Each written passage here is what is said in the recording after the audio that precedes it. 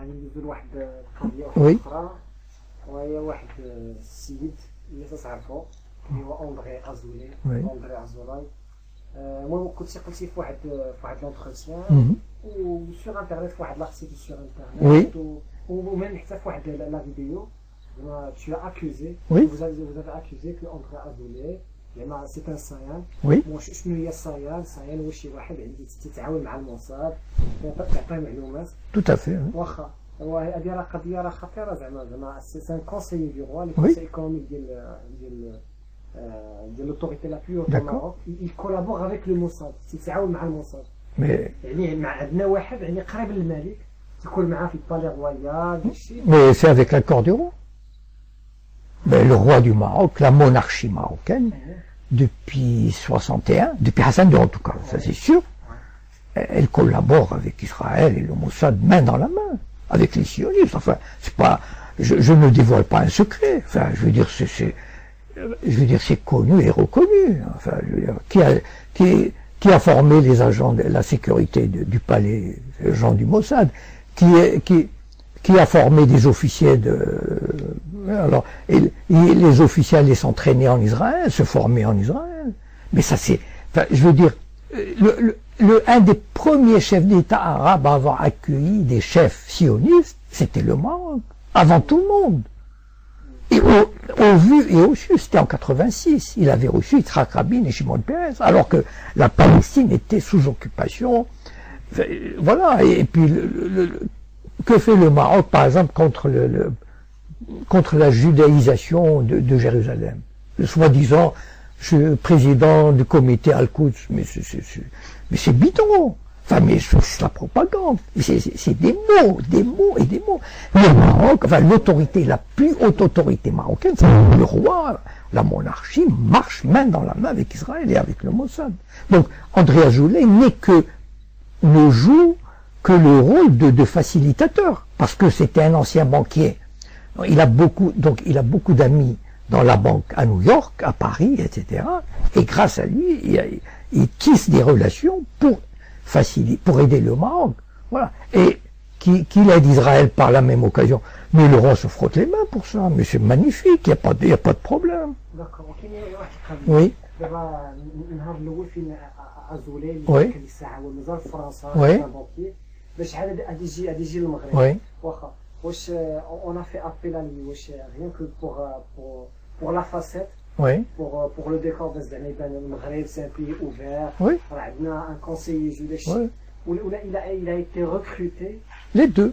Ah, les deux. Bah, probablement, puisque, pourquoi les deux? Parce que moi, j'étais pas dans le secret des dieux pour savoir. Mais, ce qui me fait penser que c'est les deux, c'est que André Azoulay, depuis 20 ans, c'est la vitrine. C'est-à-dire, ah, la coalition, regardez, le roi, tout le monde, même moi, on me le dit. Regardez, il y a un conseiller. Ah bon? Et les juifs qui continuent à partir, enfin, non, ça ne les intéresse pas. Parce que eux, il y a un conseiller, comme si ça, et alors? Mais de tout temps, les monarchies marocaines avaient un conseiller juif. Je veux dire, au XVIIe siècle, au XVIIIe, mais alors. Non. Et, bon, d'abord, ça donne cette image. Et puis, il organise des colloques, etc. Ça entretient. C'est très important, cette image. Le Maroc bénéficie de cette image. Le Maroc cherche des appuis auprès de qui? Auprès de l'Amérique et de la France, en particulier. Bon. Et au Moyen-Orient, auprès de l'Arabie Saoudite et du Qatar. Les monarchies du Golfe sont les meilleurs alliés d'Israël et de l'Amérique. Donc, il est en plein dans cette dynamique. Voilà. Et, comment dire, il est très probable que ça a joué le fait que André Azoulay soit parti au Maroc pour jouer ce rôle de Sayan. C'est-à-dire, moi j'ai expliqué, on m'a demandé dans une interview, en quoi consiste ce rôle de Sayan. Bon, voilà. Mais ce rôle de Sayan consiste à faire en sorte que Israël gagne une légitimité auprès des pays arabes très importants, gagne une certaine reconnaissance internationale, une légitimité, sans rien concéder. Et il a réussi à merveille. Enfin, je veux dire, pour moi, c'est un Sayan parfait. Il a rempli sa fonction de manière extraordinaire, puisque le Maroc est un pays qui a pratiquement déroulé le tapis rouge devant Israël. Il faut pas croire les trucs qui disent oui, bon, on va rompre les relations, on va les geler. Bon, tout ça, c'est pour la galerie, parce qu'ils sont obligés de faire ça. Parce que l'opinion publique elle est remontée contre Israël. Mais en sous-main, on fait tout pour faciliter la pénétration d'Israël dans le monde arabe sans rien concéder. Encore une fois, c'est ça qui est important. Voilà. Ils ont fait ça en Tunisie, ils ont fait ça en Mauritanie. Pourquoi la Mauritanie, il y a quelques années, a accepté l'ouverture de relations diplomatiques? Qu'est-ce qu'elle a à voir la Mauritanie avec Israël? Eh bien, parce qu'on a dû lui dire, on a dû voir le chef, écoute, tu veux un prêt du FMI, tu veux...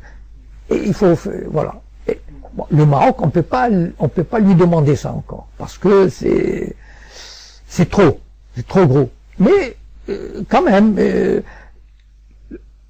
Le comité Al-Quds, il est là, justement, probablement avec la bénédiction israélienne et américaine, le comité Al-Quds, il est là pour freiner tout ce qui peut contrarier les projets israéliens. C'est-à-dire, en fait, quelle est la technique arabe jusqu'à présent? C'est-à-dire, des dictateurs arabes qui sont complices. Quelle est aboyer très fort et laisser passer les choses concrètement. Voilà.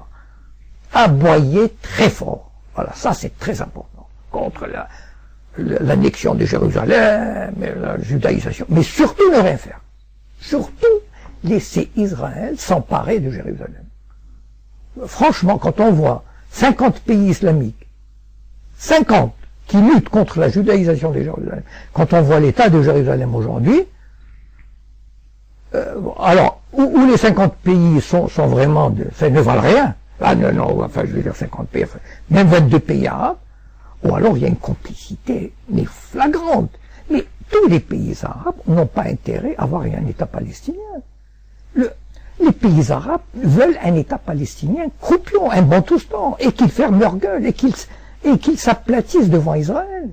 Mais enfin, je veux dire, si on n'a pas compris ça, on n'a pas compris grand-chose à la politique.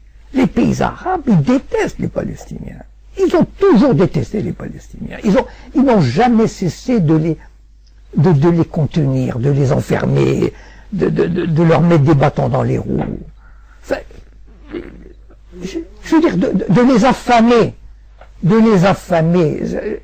Quand on voit l'état des Palestiniens, vous croyez que les pays arabes ne peuvent pas trouver $1 milliard pour les soulager? 1 milliard? C'est quoi 1 milliard? Regardez le Qatar, il achète des trucs. Ils ne trouvent pas, ils ne payent même pas l'argent qu'ils ont promis à l'autorité palestinienne. Non mais, voilà. Mais ils n'en ont rien à fiche. Ils veulent amener les Palestiniens à accepter les conditions israéliennes et qu'ils ferment leur gueule. C'est-à-dire le potentiel, de quoi avaient peur les États arabes? Du potentiel révolutionnaire que représentait la Palestine. Voilà. Et ça, ils en avaient la trouille.